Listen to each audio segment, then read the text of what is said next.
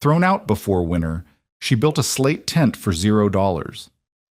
Niels Torgren, who had survived 16 Minnesota winters, told her, "A woman alone cannot cut enough timber. You'll freeze, and those children will freeze with you." She had $7, 2 children, and needed shelter she could not build. On January 12th, 1888, the temperature dropped 40 degrees in 6 hours. But 3 months earlier, Clara Holbrook had never lifted a stone heavier than a bread pan in her life. She arrived at the St. Louis River on the 15th of September, 1887, with 2 children, a canvas sack containing everything they owned, and $7.40. The wagon that had carried them from Duluth did not stop. The driver tossed their belongings onto the wet grass beside a stake marking the corners of a quarter section that had belonged to her husband until 3 weeks ago, when he had signed it over to her name and vanished toward the Montana goldfields without looking back. Clara stood in the rain and watched the wagon disappear down the rutted track. Her daughter Elsa, 6 years old, pressed against her leg. Her son Thomas, 4, sat in the mud and began to cry. The land stretched away in every direction, scrubby timber near the river, open meadow rising toward a ridge to the north, and nothing at all that resembled a house, a barn, or a neighbor. The nearest settlement was Thompson, 4 miles east. The nearest help was nowhere. She had never homesteaded. She had never farmed. She had never built anything more substantial than a chicken coop in Illinois, and even that had leaked. Her husband had promised Minnesota would be different. Rich soil, he said. Timber for building. Timber. A community of settlers who would help each other through the hard times. He had not mentioned that the hard times would begin the moment he left. The rain soaked through her wool coat. Thomas's crying turned to wailing. Elsa asked when Papa was coming back, and Clara said she did not know, which was the first honest thing she had told her children in weeks. That night they slept under the wagon canvas stretched between 2 birch saplings. Clara did not sleep at all. She listened to the wind in the pines and calculated what $7 could buy in Thompson. Not lumber.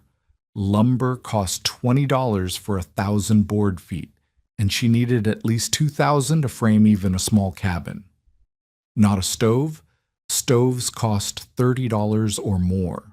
Not glass for windows, not nails by the keg, not the help of men who had their own claims to work and no reason to labor for a woman with nothing to trade.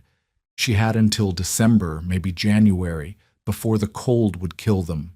The next morning she walked to Thompson, carrying Thomas and holding Elsa's hand. The town consisted of a general store, a blacksmith, a sawmill that had burned the previous spring and not been rebuilt, and a scattering of houses along the railroad track. Behind the general store, a group of men stood around a wagon loaded with cordwood, arguing about prices. Clara asked where she could find work. The storekeeper looked at her children, then at her mud-stained dress, then back at the men by the cordwood wagon.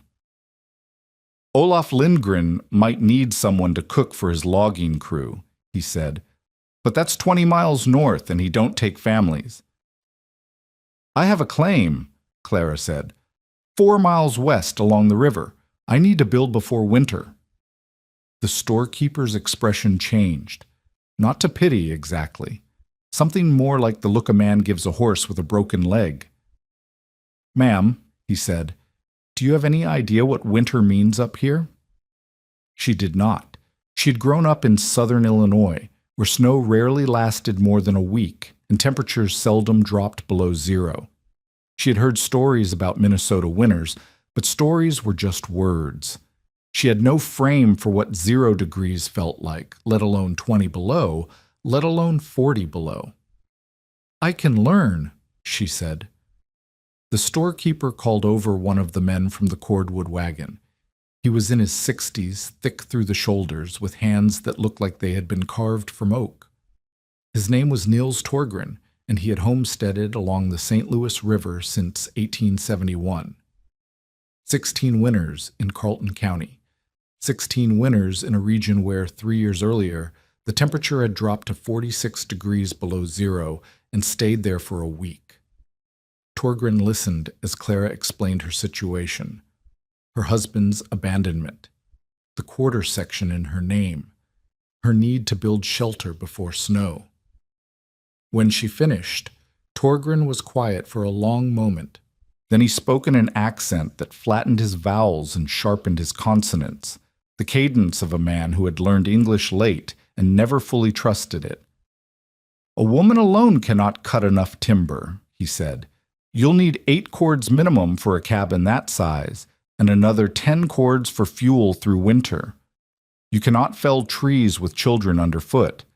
You cannot notch logs without a partner to lift them. And even if you could, you have no team to drag the timber, no saw to mill the boards, no money to buy what you cannot make." He paused. "You'll freeze, and those children will freeze with you." Clara felt her face flush, not from embarrassment, from anger. She had heard men dismiss her capabilities before. Her husband had done it constantly. But Torgrim's voice carried no malice. He was stating facts the way he might state the weight of a cord of wood or the price of flour. He was not trying to hurt her. He simply believed she was already dead. "Then what should I do?" she asked. Torgrim shrugged. "Go back to Duluth. Find work as a domestic. Give up the claim. It happens every year. People come out here thinking they can homestead, and the land proves them wrong. There is no shame in it. The shame is in staying until the cold takes you." Clara looked at her children. Thomas had found a stick and was drawing patterns in the dirt. Elsa was watching the men stack cordwood, her expression unreadable. "I won't give up my land," Clara said. Torgrim studied her for a moment. Then he nodded once, slowly, the way a man nods when he understands that further argument is pointless. "Then God help you," he said, "because no one else will." She spent her first 3 weeks on the claim trying to build a dugout. The site seemed perfect, a hillside near the river with a south-facing slope and soil that appeared soft enough to dig. She had read about dugouts in a pamphlet on homesteading that her husband had left behind. Excavate a chamber into the hillside, frame the front with logs, roof it with poles and sod. Cheap, fast, and warm. Settlers had survived entire winters in dugouts 12 feet square.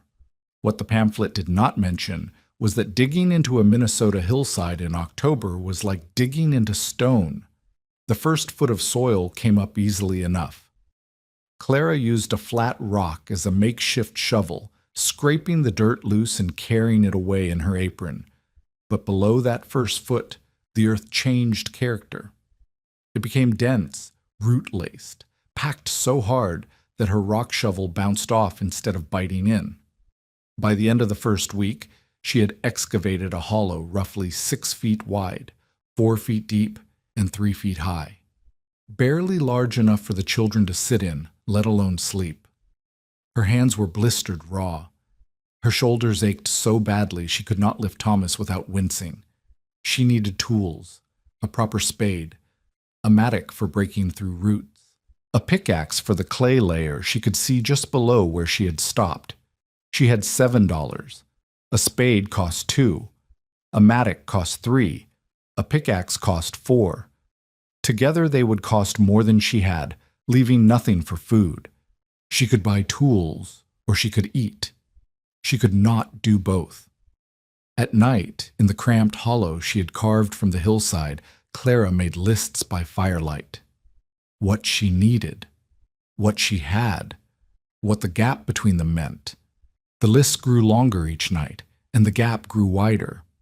3 weeks into October, the first frost arrived. Clara woke to find ice crystals on the canvas they used for a roof, and both children shivering despite the wool blankets piled over them. The fire had burned down to coals. She rebuilt it with shaking hands and watched the frost melt off the grass as the sun rose, and she understood with perfect clarity that her dugout would not be finished in time. She had dug perhaps 1/5 of the volume she needed.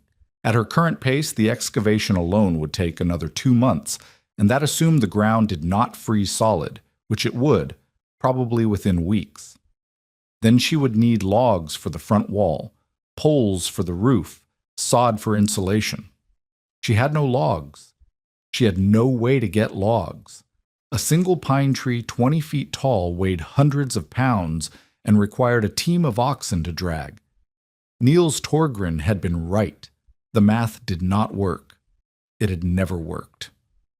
Clara sat by the fire and watched her children sleep and tried to imagine what came next. Going back to Duluth, as Torgren had suggested, she had no money for lodging, no references for domestic work, no family to take them in. Her husband had isolated her systematically over 5 years of marriage, cutting her off from friends, from her parents, from anyone who might have helped when he finally left. She had nothing in Duluth but the memory of promises broken. She could not go back. She could not stay. She could not build. She could not buy. The fire crackled. The children breathed, and Clara Holbrook stared into the coals and waited for an answer that would not come.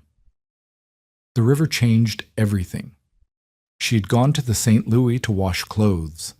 The last clean dress she owned was now brown with mud and pine sap, and the children's things were worse. The October sun was pale, but warm enough that she could work barefoot in the shallows without her feet going numb. She had chosen a spot where the river widened over a series of ledges, the water running shallow and fast between exposed beds of dark rock. The rock was unusual, not the rounded boulders she remembered from Illinois, but flat slabs, layered like pages in a book, with smooth faces and sharp edges where pieces had broken away. Thomas was stacking them on the bank. He had been collecting flat rocks all morning, building towers that collapsed and rebuilding them, his small face intent with concentration. Clara watched him place one slab on top of another, then another, then another. 5 stones high, 6, 7. The tower wobbled but held. "Look, Mama," he said. "It's a house." Clara dried her hands on her apron and walked up the bank to where Thomas crouched beside his tower. The stones were dark gray, almost black, with a faint sheen like polished iron. They stacked perfectly, flat against flat, no gaps, no wobble. She picked one up and felt its weight. Dense, but not impossible. 10 pounds, maybe 12. The size of a dinner plate and about an inch thick. "What are these?" Elsa asked. She had abandoned the laundry and joined her brother, already gathering more flat stones from the riverbank. Clara did not know. She had never seen rock like this. She picked up another piece and examined it, the way it split along clean parallel planes, the way the surfaces were almost glassy smooth, the way the edges broke in straight lines rather than crumbling. She remembered something from a childhood trip to a slate quarry in Vermont. Her father had been buying roofing material. The quarrymen had showed her how the stone split, how they could cleave it into sheets thin enough to write on. This rock looked exactly the same.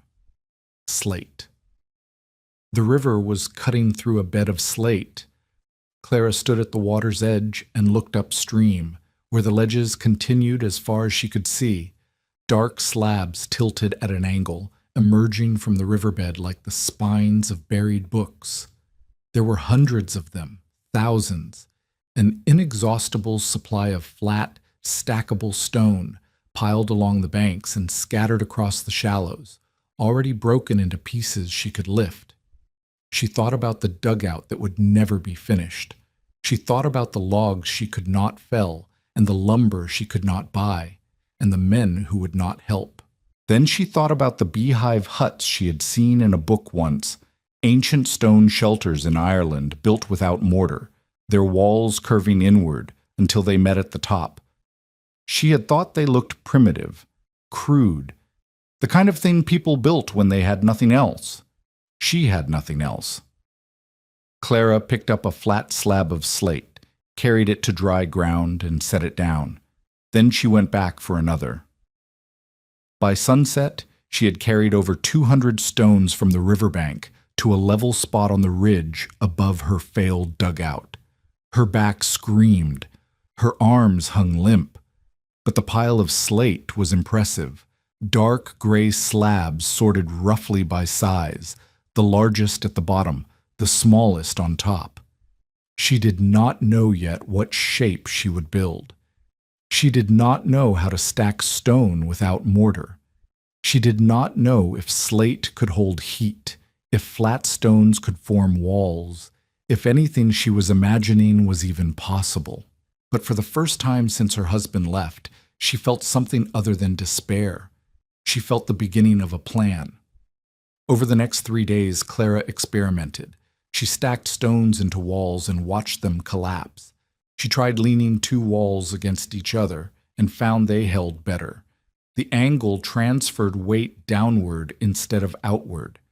She discovered that large stones needed to overlap smaller stones to bridge the gaps, that small stones wedged into cracks stopped larger stones from shifting, that a pile of slate arranged with care could become a structure that resisted her push, an A-frame. That was the shape that worked.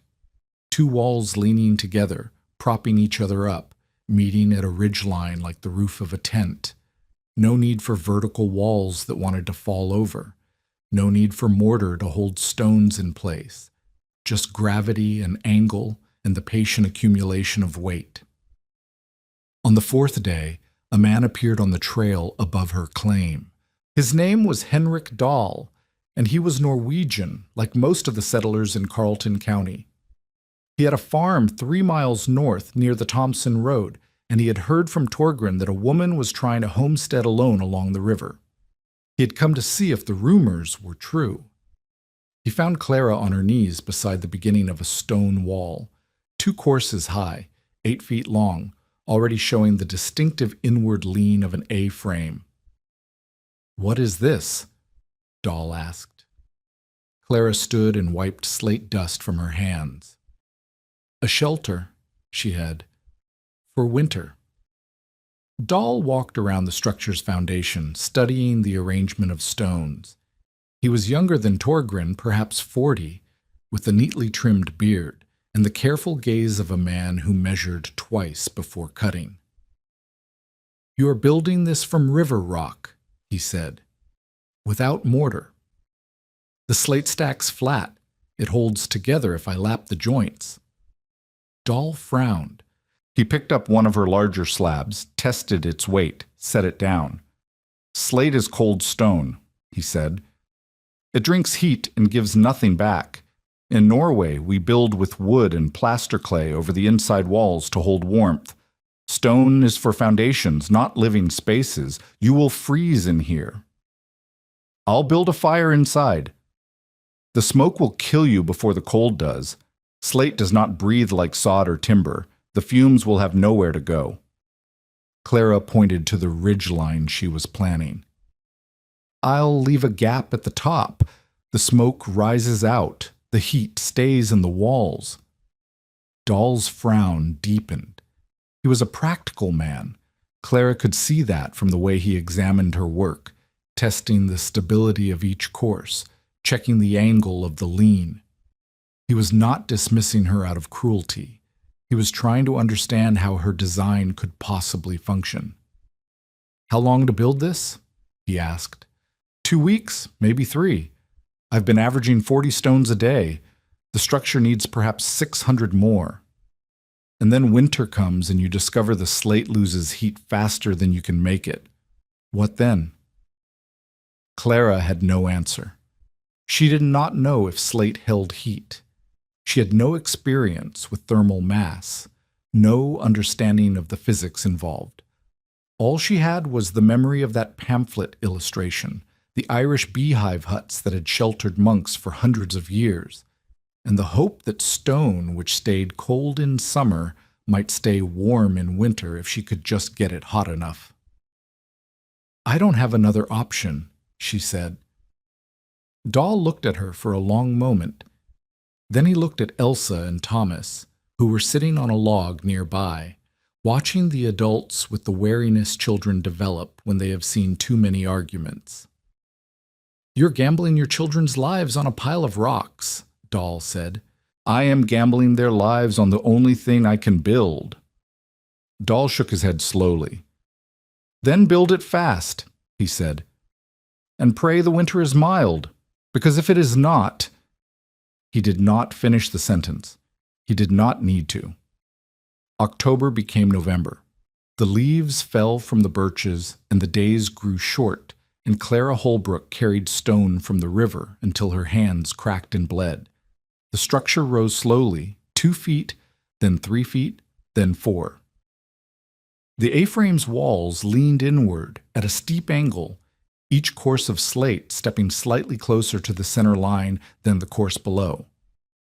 By the first week of November, the walls were 5 feet tall at the peak, and the interior space was beginning to feel enclosed. A dark triangle roughly 8 feet long, 5 feet wide at the base, narrowing to nothing at the top. She left an opening at one end for a door and a gap at the apex for smoke. She chinked the cracks between stones with river mud mixed with dead grass, pressing the paste into every seam until the walls were nearly airtight. The work was tedious and cold, her fingers numb within minutes, the mud freezing before she could spread it, but each sealed crack made the interior a little darker, a little more protected from the wind that now carried the edge of winter. The physical cost was visible. Her dress hung loose. Her face had thinned. The blisters on her hands had become calluses, then cracked open again, then scabbed over into hard ridges that split when she flexed her fingers. She ate 1 meal a day and gave the rest to the children. She slept 4 hours a night and worked the remaining 20. She knew she was destroying her body. She also knew that stopping meant death. On the 9th of November, Margaret Hensley arrived. Margaret was the wife of a railroad surveyor who had mapped Carleton County in 1873. She lived in Thompson now, a widow of 2 years, and she ran an informal exchange among the settlement's women. Eggs traded for butter, labor traded for goods, information shared across the miles that separated homesteads. She had heard about Clara from Henrik Dahl. Everyone had heard about Clara by now. The woman building a stone tent by the river. The woman too stubborn or too stupid to see that she was killing herself and her children for nothing. Margaret brought food, a sack of flour, a jar of lard, a smoked ham hock. She did not offer them as charity. She offered them as a trade. "I need someone to watch my geese over Christmas," Margaret said. "My sister in Duluth is expecting her 4th, and I want to be there for the birth. A week, maybe 10 days. I'll leave you the key to my house and the run of my pantry." Clara looked at the food. Enough to feed her family for 2 weeks, maybe 3 if she stretched it. She looked at Margaret, a woman in her 50s with gray streaking her hair, and the careful posture of someone who had learned not to offer help too openly. "I can't leave the claim," Clara said. "Not for a week. The shelter isn't finished." Margaret nodded. "I know. The goose house is 30 feet from my back door. You can stay in my house while I'm gone. Warm beds, a proper stove. Then you come back here and finish your pile of rocks." It was charity disguised as transaction. Clara understood that. Margaret did not need someone to watch her geese. Geese watched themselves, but accepting charity directly would wound Clara's pride and make her a dependent, a failure, someone who could not manage on her own. This way, the help came wrapped in the fiction of equal exchange. Clara's pride told her to refuse. Her children's sunken cheeks told her something else. "When?" she asked. "December 15th. Back by Christmas, God willing." Clara nodded. "I'll be there." Margaret looked at the slate structure, now nearly 6 feet high, its dark walls absorbing the thin November light. She did not say anything about it. She did not predict failure or offer advice. She simply studied the A-frame the way a woman studies another woman's needlework, noting the care, the effort, the intention behind the craft. "You might make it," Margaret said quietly. Clara was not sure if she meant the shelter or the winter. She did not ask. By the 20th of November, the structure was complete. It stood on the ridge above the river, an angular shadow against the gray sky, 8 feet long, 5 feet wide at the base, 6 feet tall at the peak. The walls were solid slate, nearly 8 inches thick where she had doubled the layers. The door opening faced south, away from the prevailing wind. The smoke gap at the ridgeline was narrow, just wide enough for fumes to escape, not wide enough to lose significant heat. Clara had lined the interior floor with flat stones as well, creating a foundation that would not turn to mud when snow melted off their boots. She had laid a fire pit in the center, a shallow depression bordered by larger slabs, positioned so the flames would rise directly toward the smoke gap, while the heat spread outward to the surrounding walls. She had carried, by her rough count, over 900 stones from the riverbank. She had lost 15 pounds. She had worn through one pair of shoes completely and started on the second. Her hands looked like they belonged to a woman twice her age. But the shelter was built. She lit the first fire on November 21st. The children huddled behind her as the flames caught, as smoke rose toward the gap and eddied against the stone walls before finding its way out. For a terrible moment she thought Doll had been right. The smoke would fill the space, would suffocate them, would prove that everything she had built was a death trap. Then the draft caught. The smoke pulled upward, streaming through the gap in a thin column. The interior cleared, and Clara felt something she had not expected. Heat. Not the heat of a fire, she had expected that. A different heat. A slower heat. The stones around her were warming. She could feel it against her face, against her hands, radiating from the dark slate surfaces like warmth from a brick pulled out of a bread oven. The fire was heating the walls, and the walls were holding the heat, and the heat was bouncing back into the interior from every direction at once. She let the fire burn for 2 hours, then let it die to coals. The children fell asleep in the warmth, their blankets thrown off, their faces peaceful for the first time in weeks. Clara stayed awake, pressing her palm against the stone walls, feeling the heat that lingered there, 4 hours after the fire died, 5 hours, 6. At midnight, the interior was still noticeably warmer than the air outside. Not warm, exactly, but survivable. The cold that had been seeping into her bones since September had retreated, at least for now. She did not know the science. She did not know that Slate's specific heat capacity allowed it to absorb energy quickly, or that its low thermal conductivity prevented that energy from escaping. She did not know about radiant heat, about infrared wavelengths, about the physics that would later be codified in building science textbooks. She only knew what she could feel. The stone held heat. The stone gave it back. She had been right. The victory lasted 3 days. On November 24th, Garrett Price rode up to her claim on a bay mare and sat in the saddle looking down at her slate shelter with an expression of pure contempt. Price was the land agent for the Northern Pacific Railway, which held title to alternating sections of land throughout Carleton County under the Federal Railroad grants. His job was to sell those sections to settlers at $2.50 per acre, a price that included, he claimed, the civilizing benefits of railroad access. His unofficial job was to discourage homesteading on the free public sections, which reduced the value of his company's adjacent holdings. Clara's quarter section was public land. Price wanted it empty. "Mrs. Holbrook," he said, not dismounting, "I've been asked to inform you that your structure violates county building codes." "There are no county building codes," Clara said. "Carleton County isn't organized yet." Price smiled thinly. "An oversight that will be corrected shortly." In the meantime, the territorial health officer has expressed concern that He paused, searching for a word. Your pile of rocks may pose a hazard to nearby residents. Carbon dioxide accumulation, structural collapse, vermin infestation, the usual concerns. There are no nearby residents. The nearest homestead is Henrik Dahl's place, 3 miles north. Mr. Dahl has expressed concern. Clara felt cold spread through her chest. I don't believe that. Price's smile widened. Whether you believe it or not, the territorial officer will be making an inspection within the week. If your structure is found to be hazardous, you'll be required to vacate the claim until proper improvements can be made. He tipped his hat. Good day, Mrs. Holbrook. He rode away without waiting for a response.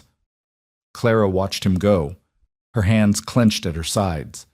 A territorial inspection meant a bureaucrat from St. Paul who knew nothing about frontier construction and everything about collecting bribes. A finding of hazard meant a legal order to abandon her claim, and once she was off the land, Price could file a competing entry claiming her improvements had been abandoned. It was theft wrapped in law. It was the kind of thing that happened to single women, to widows, to anyone without a man to threaten on their behalf. She had 2 weeks, maybe 3, before the inspector arrived. If the shelter failed before then, if it collapsed, if it filled with smoke, if one of her children got sick, Price would have the evidence he needed. Everything depended on the Slate holding together. Montserrat, the temperature dropped 17 degrees overnight on November 29th. Clara woke to frost on the inside of the door flap and her breath crystallizing in the air above her face. The fire had burned down to ash hours ago. The children were burrowed under every blanket they owned, their forms barely visible in the pre-dawn darkness, but the walls were still warm. She pressed her hand against the slate, felt the residual heat from last night's fire radiating through the stone. Not hot, she could keep her palm there indefinitely, but noticeably warmer than the frigid air. The temperature inside the shelter was perhaps 20 degrees warmer than outside. Not comfortable, but alive. She rebuilt the fire and fed it until the flames roared against the stone. The walls absorbed the heat visibly. She could see the frost melting where firelight struck the slate, could feel the surfaces warming under her touch. Within an hour, the interior was almost pleasant. The children woke and ate oatmeal without their fingers turning blue. This was the pattern for the next 2 weeks. Fire in the morning, fire in the evening, the walls holding heat through the hours between. She learned to judge the stones by touch. Warm meant safety. Cold meant danger. She learned which walls absorbed heat fastest and which released it slowest. She learned that feeding the fire for 3 hours built enough thermal mass to last through the night, that 2 hours was not quite enough, that 4 hours was wasteful when wood was limited. She had perhaps a cord and a half of firewood scavenged from deadfall and scrub pine along the river. Enough for 3 weeks of careful burning, not enough for a full winter. But winter hadn't truly arrived yet. December 2nd brought 3 inches of snow. December 5th brought 6 more. The temperature dropped again, then again, then again, 20 below zero on December 7th, holding there for 2 days before climbing back to a mere 10 below. Clara stopped checking the thermometer she had bought in Thompson with her last $2. The numbers no longer meant anything. Cold was cold. Survival was the only metric that mattered. And then, on December 11th, Niels Torgren appeared at her door. The old Norwegian stood in the snow outside her slate shelter, his face half hidden by a wool scarf, his eyes taking in the structure she had built. He did not speak for a long moment. "You're still alive," he finally said. "We are." "The children?" "Healthy. Warm enough." Torgren walked slowly around the shelter, examining the walls, the joints, the smoke gap at the apex. He brushed snow from a section of slate, and pressed his palm against the stone. His expression changed. "The rock holds heat," he said. "Yes." "How long?" 6 hours after the fire dies. Sometimes 8 if I burn it long enough. Torgren was silent. He completed his circuit of the shelter and returned to face her. His eyes, which had been flat with skepticism at their first meeting, now held something different. Not respect exactly, not yet, but the beginning of doubt in his own certainty. "I told you that you would freeze," he said. "You did." "I was wrong about the stone." He paused. "I do not know if I was wrong about the rest." "What do you mean?" Torgren looked past her, toward the horizon, where dark clouds were massing in the northwest. The wind had shifted overnight, carrying a cold that felt different from the cold they had endured so far. Deeper, more final. "There's a storm coming," Torgren said. "A bad one. I can smell it. My bones can feel it. The Ojibwe have a name for this kind of storm, but I will not say it. The word itself brings bad luck." "When?" "Soon. A week, maybe less, maybe sooner." He met her eyes. "Your shelter may hold heat, Mrs. Holbrook, but this stone has never faced a true Minnesota winter. None of us know what happens when the temperature drops to 40 below, and the wind screams for 3 days straight, and the snow piles higher than a man's head." Clara felt the cold that had nothing to do with weather. "What should I do?" Torgren shook his head. "Pray," he said.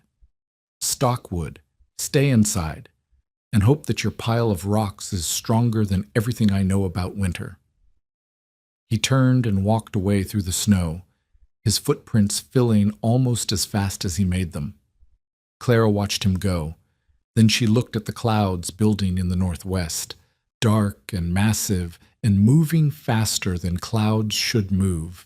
The real test was coming, and she had no idea if her shelter would survive it. The week before Christmas passed in a blur of wood gathering and wall checking and weather watching. Clara spent December 12th through 14th at Margaret Hensley's house in Thompson, watching the geese and sleeping in a real bed for the first time since September. The children played with Margaret's collection of carved wooden animals. They ate meals that included vegetables and butter and fresh bread from the Thompson bakery. For 3 days they lived like normal people. Then Clara went back to the river. The shelter stood exactly as she had left it, dark and angular against the snow, smoke rising from the apex where the morning fire still burned.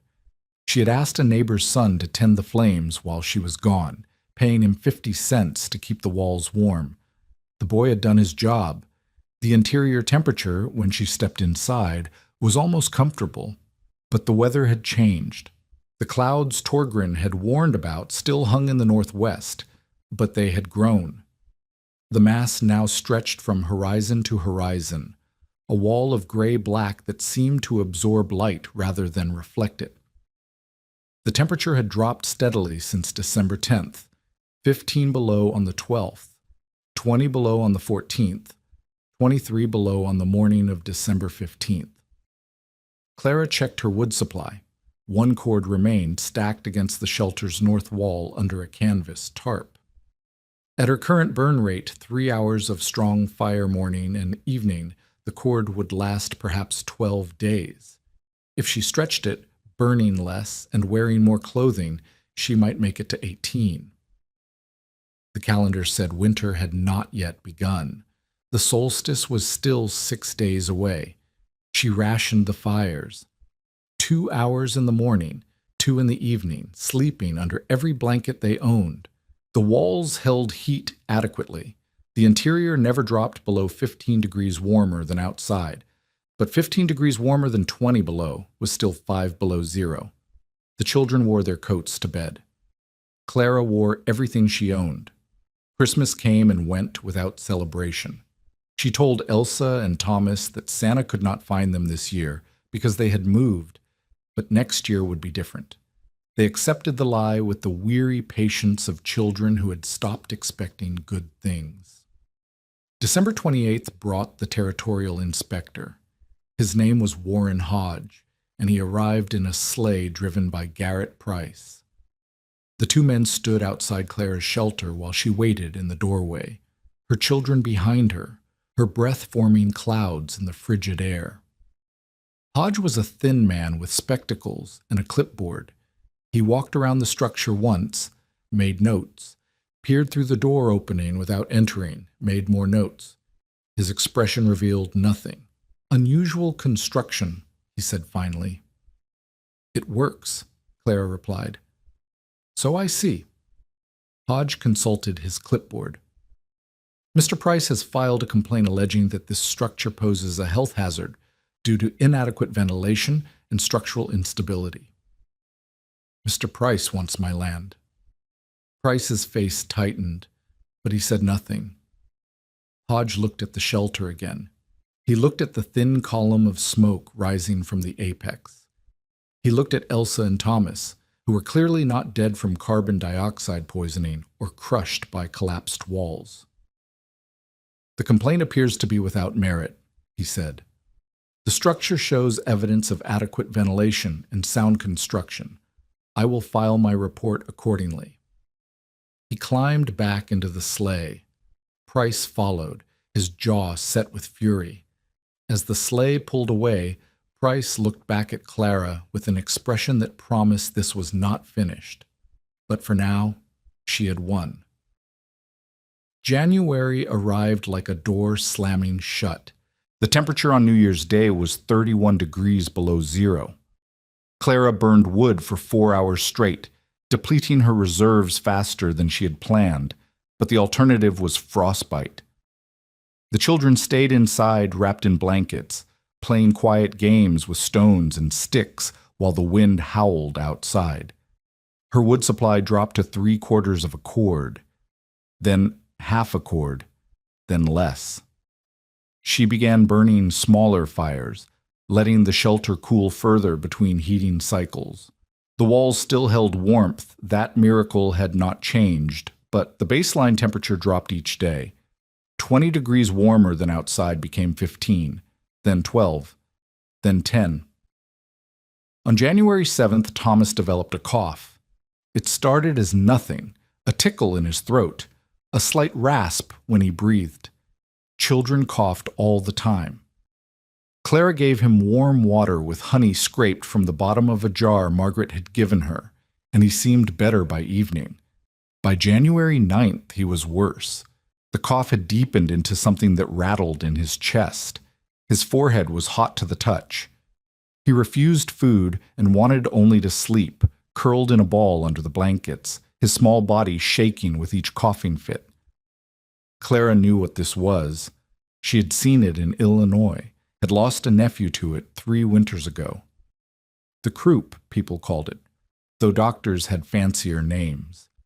An inflammation of the lungs that could kill a child in days if it progressed, or pass harmlessly if it did not. She needed to keep him warm. That was the only treatment, warmth and rest and prayer. Keep the fever from climbing too high. Keep the cough from tearing his lungs apart. Keep him alive until his body fought off whatever had invaded it. She burned more wood. 4 hours, 5 hours, 6. The shelter's interior climbed to 50 degrees, then 55, warmer than it had been since she first lit a fire in November. Thomas stopped shivering. His breathing eased slightly. The cough remained, but it no longer sounded like something dying. Her wood supply dropped to a 1/4 cord. On January 10th, the weather broke. The temperature climbed from 25 below to 0, then to 10 above, then to an almost miraculous 20 degrees above 0. The sun emerged. The snow sparkled. Clara stood outside the shelter and felt warmth on her face for the first time in weeks. Thomas improved with the weather. His cough loosened. His appetite returned. By the evening of January 11th, he was sitting up and asking for stories, his fever broken, his eyes bright again. Clara allowed herself to hope. The worst was over. Her wood would last another week, maybe more if the mild weather held. She could scavenge deadfall, rebuild her supply, survive until spring. Then she saw Henrik Dahl running toward her claim. He was not a man who ran. In 3 months of knowing him, Clara had never seen Dahl move faster than a deliberate walk. But now he was sprinting through the snow, his coat flapping open, his breath trailing behind him in ragged clouds. "Get inside!" he shouted. "Get inside now! Close every gap! Do not come out for anything!" Clara grabbed his arm as he reached her. "What is it? What's happening?" Dahl pointed northwest. The sky had changed. Where the morning had been clear and bright, the horizon now showed a wall of darkness, not clouds exactly, but something denser, something that seemed to swallow the light entirely. It stretched from the ground to the heavens, and it was moving toward them faster than anything Clara had ever seen. "The storm," Dahl gasped, "the one Torgren warned about. It is here." Clara looked at the wall of darkness. It was closer already, miles closer than it had been seconds ago. The temperature was dropping. She could feel it against her face, the warmth of the morning vanishing as if someone had opened a door to the void. "How long?" she asked. "Minutes, maybe less." Dahl was already backing away toward his own claim 3 miles north. "Stay inside. Do not open the door. If you have wood, burn it. All of it. Do not save anything for tomorrow." "I only have a quarter cord left." Dahl stopped. For a moment, his face showed something like despair. "Then God help you," he said. And he ran. The storm hit at 2:30 in the afternoon on January 12th, 1888. Clara had just sealed the door with the canvas flap and every blanket she could spare. The children were huddled by the fire pit, Thomas still weak from his illness, Elsa holding her brother with the fierce protectiveness of a 6-year-old who understood more than she should. The first gust struck the shelter like a physical blow. The walls shuddered. Stone ground against stone. Clara heard a sound she had never heard before, the wind not whistling but screaming, a high-pitched shriek that seemed to come from everywhere at once. The canvas over the door bowed inward, straining against the stones she had piled to hold it, threatening to tear free. Then the temperature fell. She felt it happen, not a gradual cooling but a plunge, as if she had stepped off a cliff into frozen water. The air inside the shelter, which had been 50 degrees moments ago, dropped to 40, then 30, then colder. Clara threw wood on the fire, every piece she could grab piled onto the flames until they roared against the stone walls. The heat pushed back against the cold, but the cold pushed harder. 25 degrees inside, 20, 15. The wind found gaps she had not known existed. Cold air poured through cracks in the door seal. Through tiny spaces between stones she thought she had chinked, through the smoke gap at the apex that now admitted snow and wind along with the rising smoke. She stuffed the gaps with clothing, socks, spare dresses, her own coat, anything that could block the wind. The fire consumed wood at a terrifying rate. A quarter cord would last days under normal conditions. At this burn rate, it would be gone in hours. Thomas coughed. The sound was worse than before, wet and deep, the cough of a child whose lungs had not finished healing. The cold was undoing everything the past 2 days of warmth had accomplished. The temperature outside dropped to 0, then 10 below, then 20 below. The walls of the shelter, which had been radiating stored heat, began to cool. Clara could feel it against her palm, the warmth fading, the stone surrendering to the cold that pressed against it from every direction. She burned more wood, half her remaining supply gone in the first hour. The fire blazed. The walls absorbed heat. The temperature inside stabilized at 20 degrees, cold enough to see her breath, cold enough for the children to shiver under their blankets, but not cold enough to kill. Not yet. Outside, the storm screamed. The snow was not falling. It was flying horizontally, driven by winds that Clara later learned exceeded 50 miles per hour. The flakes were not flakes at all, but ice crystals, fine as flour, so small and so fast they penetrated every gap, every crack, every imperfect seal. Snow accumulated on the floor of the shelter, despite the door being closed. It coated the blankets, the children's hair, Clara's eyelashes when she blinked too slowly. She burned more wood. 3 hours into the storm, 2/3 of her supply was gone. The fire had become the only thing that mattered, feeding it, tending it, watching the flames that stood between her children and death. Thomas's coughing worsened. Each fit shook his entire body, leaving him gasping and pale. Clara held him against her chest, sharing her warmth, counting his breaths. If the cough became croup again, if his airways swelled shut, there was nothing she could do. No doctor within miles, no medicine, only heat and hope. The temperature outside dropped to 30 below, then 35 below, then 40 below. Clara ran out of wood at 9 o'clock that night. The last log went onto the fire, and she watched it burn with the knowledge that nothing would follow it. The flames would die, the coals would cool, the walls would surrender their stored heat, and the cold would claim them. She had failed. The fire burned for another hour, then began to fade. The flames shrank to tongues, then to flickers, then to nothing but orange coals pulsing in the darkness. The temperature inside the shelter began its final descent. 30 degrees, 25, 20. Clara pulled the children close, Elsa on one side, Thomas on the other, all three of them wrapped in every blanket they owned. She could feel their bodies shaking. She could hear Thomas's ragged breathing, worse with each passing minute. She could see nothing. The fire was dead. The night was absolute, and the storm outside had blotted out the stars. She thought about Niels Torgren's warning. You'll freeze, and those children will freeze with you. She thought about her husband, somewhere in Montana, probably warm beside a fire he had not built with his own hands. She thought about her mother, dead 3 years now, who had told her once that a woman's strength was in her stubbornness, the refusal to accept what everyone said was inevitable.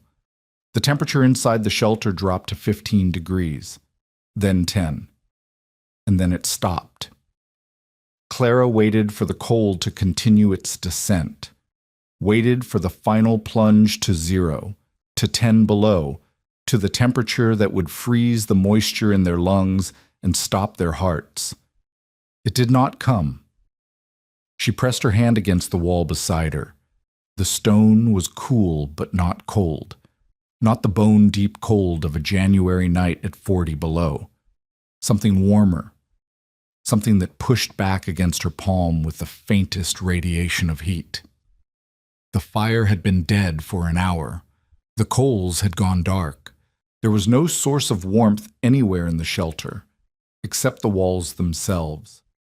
6 hours of burning, 6 hours of flames pouring heat into 8 inches of slate stacked in a careful A-frame. The stone had absorbed it all, every BTU, every degree, every bit of energy the fire could produce. And now, with the fire gone, the stone was giving it back. Slowly, steadily, degree by degree. The temperature inside the shelter held at 10 degrees above 0, while the temperature outside plunged to 45 below. A 55-degree difference, maintained by nothing but rock and physics, and the desperate labor of a woman who had carried 900 stones from a riverbank because she had no other choice. Thomas's coughing eased. The warmth, such as it was, allowed his lungs to relax, allowed him to breathe without fighting for every breath. Elsa stopped shivering. Clara felt the tension in her own body release, the death grip of cold loosening just enough to let her think. They were not warm, they were not comfortable, they were not safe, but they were alive. The storm lasted 3 days.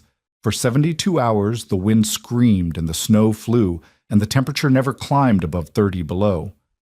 Clara dozed in fragments, waking every few hours to check the children's breathing, to press her hand against the walls, to confirm that the heat still lingered. It did. Hour after hour, the slate released the energy it had stored. The interior temperature fluctuated between 0 and 15 degrees, cold enough to be miserable, warm enough to survive. By the second day, Clara understood the rhythm. The walls cooled fastest in the first hours after the fire died, then slowed as the temperature differential decreased. The last traces of warmth persisted longest, radiating from the stone like the final glow of a sunset. She had no more wood. She could not rebuild the fire. All she could do was wait and hope that the storm ended before the walls surrendered the last of their heat. On the morning of January 15th, the wind stopped. The silence was so sudden, so complete, that Clara thought she had gone deaf. She pushed aside the frozen canvas over the door and stepped outside into a world transformed. The snow was waist-deep and still. The sky was clear, the sun blinding on the white expanse. The temperature was 22 degrees below zero. Brutal by any normal standard, but after 3 days of 40 below, it felt almost mild. She looked at her shelter. Snow had piled against the walls, burying the lower courses, but the structure stood exactly as she had built it. The slate had not cracked. The walls had not collapsed. The gaps she had chinked with mud and grass had held against wind that could knock a man off his feet. The stone tent had survived. Clara turned to look north, toward Henrik Dahl's farm. Smoke should have been rising from his chimney. She saw nothing but white. She looked east, toward Thompson. The town was invisible behind drifts that rose higher than her head. She looked south, toward the river. The water had frozen solid, the current trapped beneath ice that groaned and cracked in the sudden stillness, and she saw a figure moving toward her across the snow. Niels Torgren looked like a man who had walked out of his own grave. His face was gray with frostbite.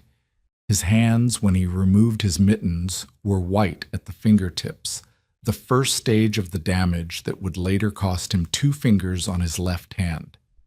He had walked 4 miles through waist-deep snow from his homestead near the Thompson Road, and he had walked because his horse was dead. "The barn collapsed," he said. His voice was flat, empty of everything except exhaustion. "Second night, the weight of the snow. I heard the timbers break, but I could not reach them. The horse, the cow, my pigs, all dead under the roof." Clara brought him inside the shelter. She had nothing to offer, no fire, no food, only the residual warmth of walls that had saved her life. Torgren sat on the stone floor and stared at the dark fire pit and said nothing for a long time. "The Henriksen family," he finally said. "A mile west of me. 7 children. Their cabin was frame construction, and the wind found a gap between the logs. They stuffed it with rags, but the cold came through anyway. By the second night, the children were burning furniture. By the third night, they were burning the walls themselves." He paused. "The 2 youngest did not survive." Clara felt the words like a blow to the chest. 2 children, dead. In a cabin that should have been warm, that should have been safe, that had been built by a family with money and tools and community support, everything she had lacked. "Your children," Torgren said. "They're alive?" "Yes." And the structure held? Yes. Torgrim looked at the walls around him, the dark slate, the careful joints, the 8 inches of stone that had absorbed 6 hours of fire and released it over 3 days of killing cold. I told you that you would freeze, he said. You did. I was wrong. He met her eyes. I have lived 16 winters in this place. I have seen men die who knew more about cold than I will ever know. And you, a woman alone, with nothing but river rock and stubbornness, you built something that held when proper buildings failed. He reached out and pressed his palm against the wall. The stone was cool now, the last of its stored heat finally exhausted. But the gesture was not about temperature. It was about acknowledgement. The slate holds heat, he said. Better than logs. Better than sod. Better than anything I've seen. He shook his head slowly. How did you know? Clara thought about the question. She thought about Thomas's stone tower by the river, 5 slabs stacked into a shape that should have fallen but didn't. She thought about the illustration of Irish beehive huts in a book she had seen once and mostly forgotten. She thought about the morning she had pressed her hand against the wall and felt the fire's warmth radiating back at her. I didn't know, she said. I just had nothing else to try. Torgrim nodded. It was perhaps the most honest answer she could have given. The Dahl family, he said. Henrik's wife is asking about your structure. Their cabin held, but the cold came through the chinking. She wants to know if you would teach her to build walls like these, to put inside their cabin, around the stove. Of course. And the Lindgren family, and the Petersons, and others. Torgrim's voice carried something that might have been wonder. Word is spreading. The woman who built a stone tent and lived when others died. They want to know how. Clara looked at her children, still sleeping under their pile of blankets, their faces peaceful despite everything. She looked at the walls she had built with bleeding hands and borrowed hope. She looked at Niels Torgrim, the man who had told her she would freeze, now sitting in her shelter asking her to teach others what she had learned. I'll show anyone who wants to know, she said. The stone is free. The knowledge should be too. The children's blizzard of January 1888 killed at least 235 people across Minnesota, Dakota Territory, Nebraska, and Montana. Some estimates place the toll above 500. The dead included the 2 Henriksen children Torgrim had mentioned, along with dozens of others in Carleton County alone, farmers caught in their fields, children lost between schoolhouses and homes, families who ran out of fuel and frozen cabins that everyone had believed were adequate. The territorial inspector Warren Hodge returned to Clara's claim in early February. He walked around the shelter that had survived the worst storm in a decade, examined the walls that had held when frame buildings failed, and made extensive notes. His report to the territorial government included a detailed description of the thermal mass principle Clara had discovered by accident, the ability of dense stone to absorb heat quickly and release it slowly. Garrett Price did not return. The Northern Pacific Railway, facing financial difficulties after the blizzard destroyed hundreds of its prospective customers, quietly withdrew its competing claim to Clara's quarter section. She received her final patent on the land in March of 1890, after completing the required 5 years of continuous residence. By then, 11 families in Carleton County had built interior slate walls based on Clara's design. The structures were not shelters. They were thermal batteries, installed inside existing cabins, absorbing heat from stoves during the day and radiating it through the night. Henrik Dahl's wife, Ingrid, became the most effective advocate for the technique, teaching it to Norwegian immigrant women who recognized in the slate walls an echo of the masonry stoves their grandmothers had used in the old country. Clara never charged for the knowledge.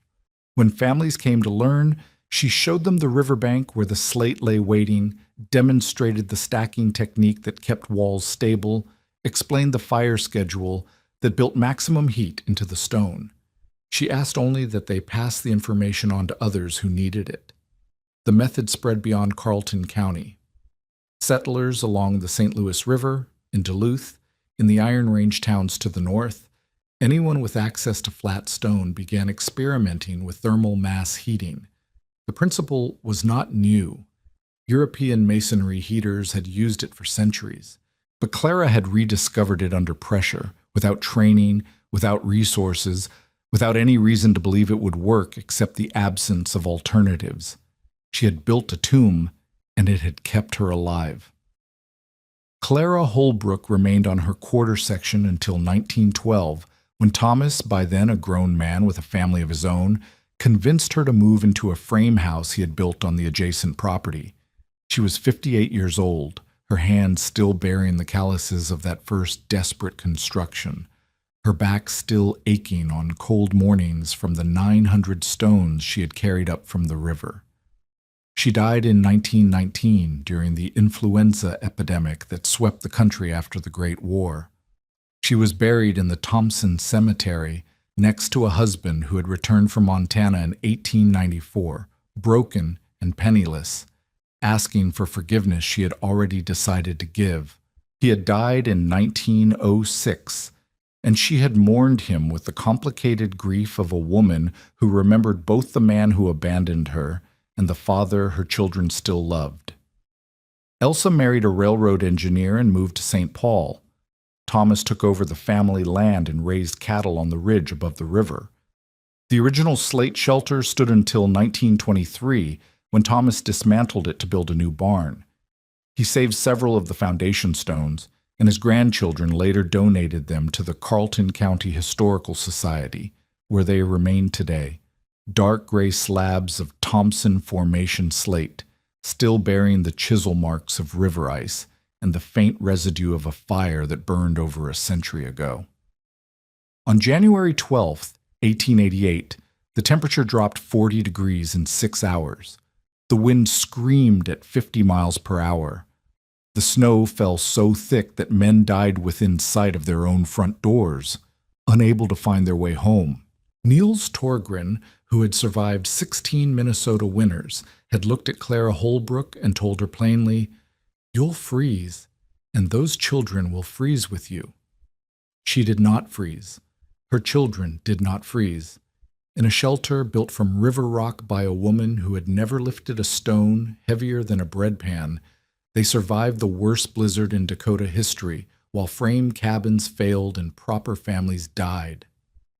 The last warmth left the walls sometime on the third night, when the fire had been dead for 40 hours and the storm still raged outside. But by then, the worst had passed. By then, Clara knew the stone had held long enough. She never forgot the feeling of pressing her hand against those walls in the darkness, waiting for the cold that should have killed them. She never forgot the heat that pushed back, faint, fading, but enough, just enough. The frontier remembers its dead.